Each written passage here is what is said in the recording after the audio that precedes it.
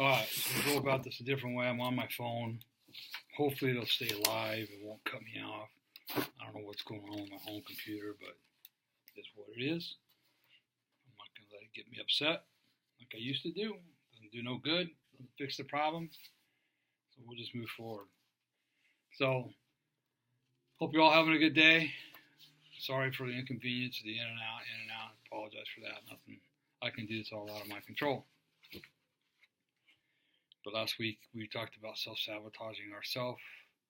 Hey Greg, how you doing? We talked about self-sabotaging last week. Most of those are just little mind monsters, not believing in ourselves. Voices from the past telling us, the whisper in our ear that we've just had ingrained in us over years and years and years. And hey Elizabeth, I told you I'd do some self-belief stuff this week, and that's what I'm going to do. I'm going to start with a little story about Dumbo by an article by a guy named Mark Terrell. This whole thing on self-belief, but he's talking about Dumbo, and it's a pretty good way to segue, I believe. So I'm going to go ahead and read it. It says, "The crowd waits. Surely he's going to die. How can he survive a dive from such a massive height into a tiny pool of water? But he can fly. Only he doesn't yet believe it. He's been shunned all his life as a freak with gigantic ears. He's lost his magic feather and thinks that without it, he can't fly. Timothy Mouse desperately, frantically tells him, it's not the feather, it's you. You can fly. Forget the feather. It's time to dive. He falls. The crowd gasps, but just as he's about to smash into the shallow water, Timothy's words come back to him.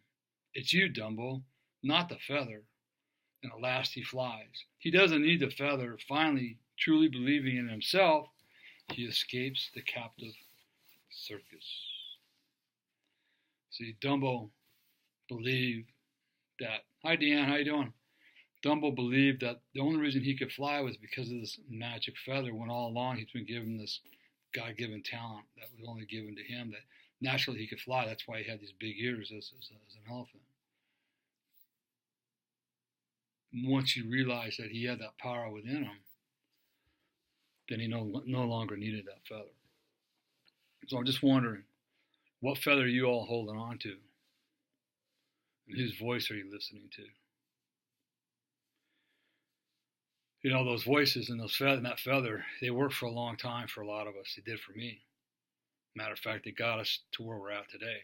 Got me to where I'm at today. I wouldn't be the man I am today hadn't I not have gone through and listened to some of those voices in the past. And in many instances, those voices pushed me to be very successful. It seems that the negative voices from the past, our parents, the bullies, coaches, etc., over time they only grow stronger, though. In fact, they're much more subtle. They're likely much more subtle in our heads. And what I mean by that, when I say they're subtle, is that for me they're loud, they're screaming. And now that I'm 12 years into recovery, I've done a lot of work, and I know different. But they'll sneak in a very subtle way, very quietly. You don't even know they're there until all of a sudden something comes up and you get triggered. See, I told you you weren't worth it, Randy. I told you it wasn't going to work out. It's that taking things personally. Oftentimes I would go to bed at night, and I've been having a great week. Nothing in the world was wrong. Everything was perfect. Everything was falling into place exactly as it was supposed to be. Then I wake up in the morning as though, what happened? I was fine when I went to bed last night, and I wake up in the morning, and all of a sudden I got all these self-defeating thoughts in my head, out of nowhere. But they were ingrained in me for so many years. And so I just learned how to believe them. I don't believe them today, but when they come in, like I said, they come in a subtle way. They don't let you. They don't. Before I could see them coming. Now I don't see them coming. Okay? And the reality is that there's nobody in the world that can make you feel inferior. There's nobody unless you give them consent. And I don't know about you, but I don't give anybody consent in my life anymore to make me feel inferior. But yet sometimes people have these words that just, man, they cut to the bone. And so one of the things that I have had to learn how to do over the years, and I'm getting better at it, it's actually probably one of the hardest things that we can do, is just not take things personal. And realize that a lot of times people say things out of spite because of who we are, because of how positive we might be, or because of their perception of success that we might have, or they're jealous of what we have. Or there's a multitude of different things, and people don't know how to really communicate in healthy ways. So a lot of times people spew stuff at us, and it has nothing to do with us. But if we're still listening to those voices from the past, then we're going to take it personally, and it's going to hurt, and it's going to sting.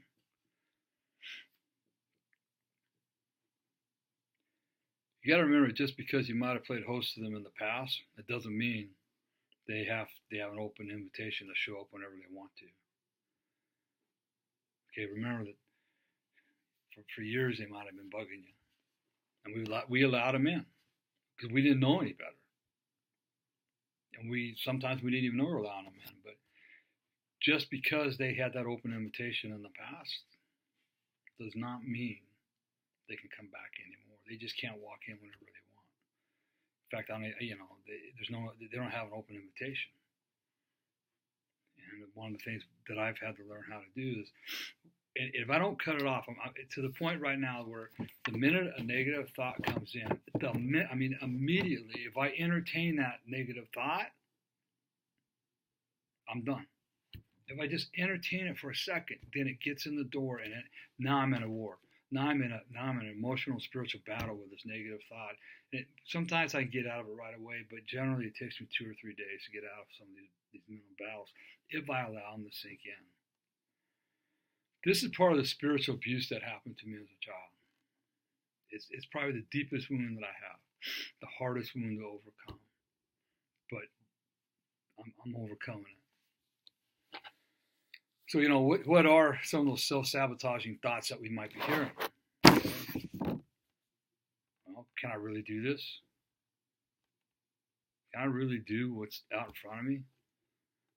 This big dream I got, my foundation, helping men and women that have been sexually abused, ride my bike. Can I really do that? Yeah, I can do whatever I choose to do, God willing. But I have the strength and the power within me to do that. I don't need your approval. I don't need anybody's approval. All I need is God's approval. That's it. Another one is other people are better, smarter, and more worthy than me. Really? Better, smarter, and more worthy than me.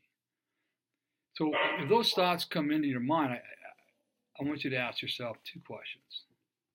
First one is that true? Is that really true?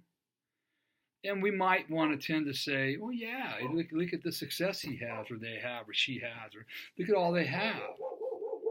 Sorry about the dogs. I can't control them either. Then if you answer that kind of in a yes form, the next question is it absolutely true? And I guarantee you, I don't guarantee it, I doubt very seriously you can answer anything with an absolute yes. Okay? So remember, you're enough. You're not more than, and you're not less than. Everything that anybody has, you're just as worthy as they are to have it. And maybe in some cases you're more worthy. I don't know. But don't ever let anybody think that they're better or more than you, and you don't deserve what people have. Okay? Yeah, I know you all know what I'm saying about that. So,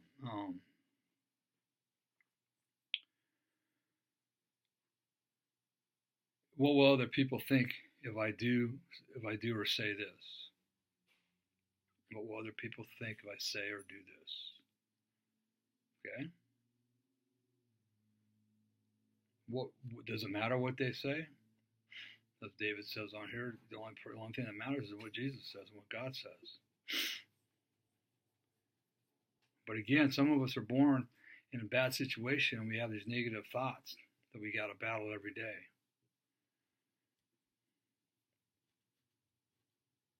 And so you just got to make the choice. I can't risk failure.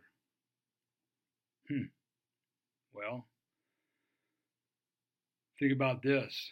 To not attempt something in and of itself is failure.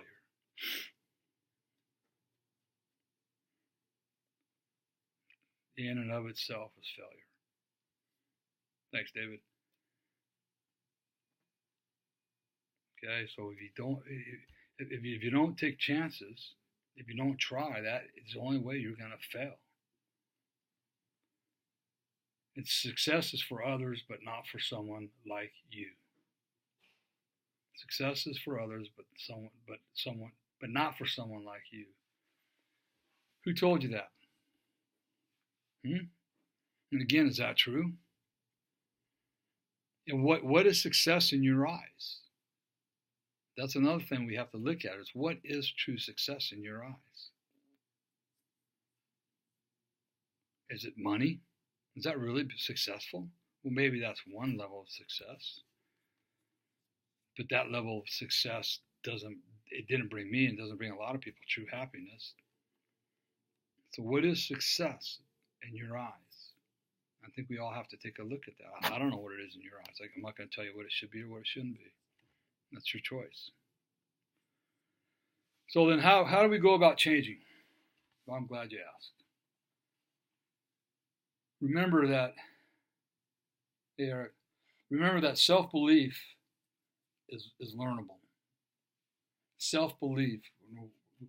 We're going to go from self-sabotaging to self-belief, and it's learnable. Okay? One of the ways what we need to do is we need to learn how to deal with that inner voice. Hello, Jenny. We need to deal with that inner voice, that's the dialogue that we've had ingrained in us since we were kids, or everybody's different, but we all have that negative voice. We need to learn how to deal with that voice. And how do we deal with it? How do we overcome it? And one way we do that is we find people. It's what I did. I found people that were positive, that believed in me and told me they believed in me. Say, as a kid growing up, many of us, not all of us, but many of us had parents that they didn't know how to build us up because they weren't built up. And a lot of parents thought by pushing us really hard and making us feel like we were whatever was a way of building us up. Good. Yeah, Eric, it's a tough one, but you got God in your life, so that can help too. So just and again, I'm going to go back to that inner voice. Who is that person telling you those things? Who is it? And is it true? I'm going to keep going back to that. Is it true, or is it absolutely true?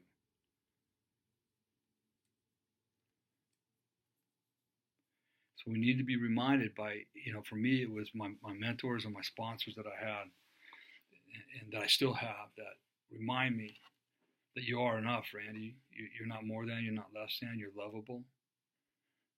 Okay? Who are your mentors? They were patient with me. They walked with me through this journey so I could get out of this funk that I was in all the time of not believing in myself, even though I was successful.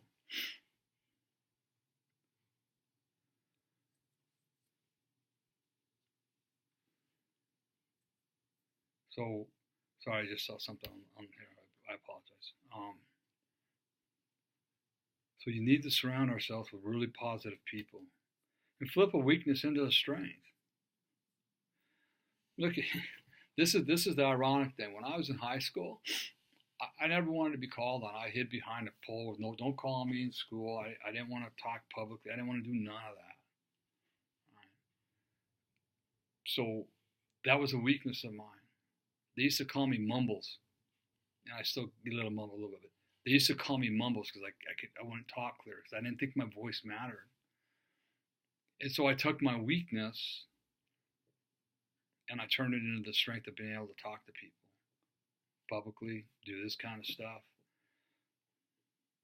It would be easy for me to sit back and say, well, nobody cares about what I'm doing. Who cares about me? It's just, I'm just one person. Nobody cares what I say. Well, the reality is that I'm not the only one that's going through this, and I know that. And there's a lot of people that do care, and a lot of people that want to help, and sometimes just need to hear a word of encouragement once in a while. So I've turned my weaknesses into strengths with the help of God. I couldn't have done it without God. I can tell you that right now. There's no way I could do what I do, talk about what I talk about without the help of God. So find your weaknesses and slowly find somebody who's going to walk. Again, you're going to hopefully have a good mentor that's going to walk with you through this stuff, to sit down and talk with you when you're struggling. First of all, if you're struggling with these voices, you're not alone. You're not I guarantee you, probably, I would say everybody, but I can't say that with absolute certainty. But a lot of people have these negative voices that they got to work through. So find somebody that can help you, walk you through the process, that can be there when you wake up and all of a sudden it feels like the world's collapsing around you. You don't understand what's wrong. What's wrong with me? That you can pick up the phone and say, hey, I'm struggling today. I need to talk to somebody because I don't feel like I'm enough. I don't feel this.